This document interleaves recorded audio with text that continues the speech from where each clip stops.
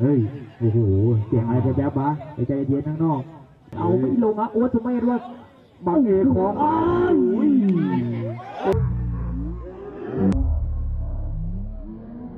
โอ้โหครับโอเคเฮ้ยใจเย็นๆบอลไม่เอาห้ามเพื่อนหน่อยพอแล้วว่าบอลนำอยู่โอเคเพื่อน5 วันครับมีเซ็นสัญญานะครับพอแล้วใส่ก็ได้โอเค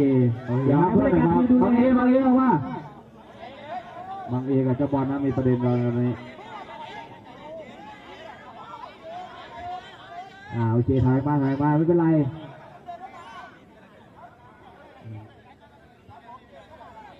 โอเคทุกทีมได้เซ็นสัญญาเลยนะครับระวังด้วยนะครับ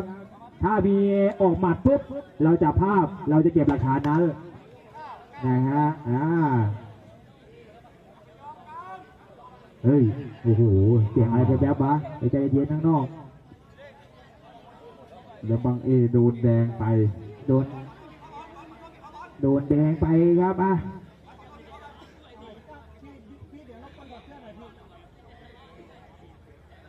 โอเคช่วงท้ายเกมเลยครับแล้วก็